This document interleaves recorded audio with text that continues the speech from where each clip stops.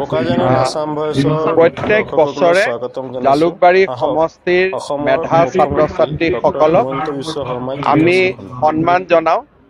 এই বছৰ লোকসভা নিৰ্বাচন, বিধানসভাৰ উপনিৰ্বাচন, ঝাৰখণ্ডৰ নিৰ্বাচনৰ বাবে অলপ পলম হ'ল। তথাপিতো আজি ৰাষ্ট্ৰীয় যুৱ দিৱস, স্বামী বিবেকানন্দৰ উপজা দিনটো জালুকবাৰী সমষ্টিৰ কীৰ্তিমান ছাত্ৰ ছাত্ৰীসকলক সম্বৰ্ধনা জনাবলৈ পাই যথেষ্ট আনন্দিত হৈছোঁ। সকলোৰে উজ্জ্বল ভৱিষ্যতৰ বাবে আশীৰ্বাদ দিছোঁ।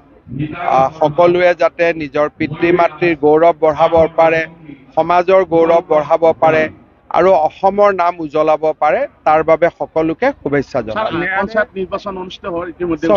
পঞ্চায়ত নিৰ্বাচন অনুষ্ঠিত কৰিব পাৰি বুলি গুৱাহাটী উচ্চ ন্যায়ালয়ে এটা ৰায়দান কৰিছে।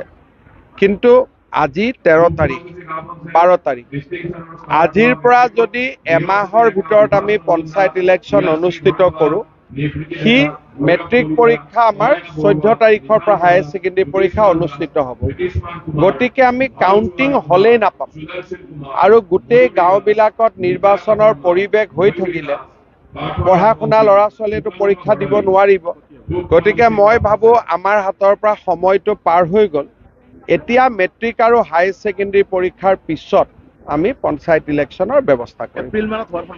মই ভাবোঁ যে বিহুৰ আগে পিছে আমি পাতিব লাগিব, কাৰণ বৰ্তমান সময়ত ইলেকশ্যন পতাৰ পৰিৱেশটো নাথাকিব।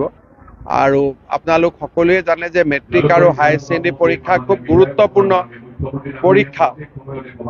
আমাৰ মন আছিলে যে আমি যদি 3 তাৰিখ বা 2 তাৰিখে যদি অধিসূচনা দিব পাৰিলোহেঁতেন, মেট্ৰিক পৰীক্ষা 10 দিন আগতে আমাৰ পঞ্চায়ত ইলেকশ্যনটো সম্পূৰ্ণ হৈ গ'লহেঁতেন।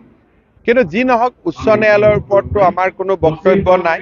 তেখেতসকলৰ যিয়ে যেনেকৈ নিৰ্দেশ দিয়ে আমি পালন কৰিবই লাগিব।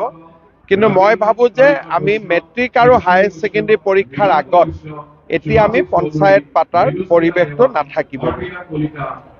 বোকাজানত পলিউশ্যন কৰিবৰ কাৰণে আপোনালোকে বোকাজানত দুমুখীয়া থকা পলিউশ্যন চেণ্টাৰলৈ আহিব পাৰিব। এই পলিউশ্যন চেণ্টাৰত ইঞ্চুৰেঞ্চৰো ছাৰ্ভিচ প্ৰভাইড কৰা হয়। আহক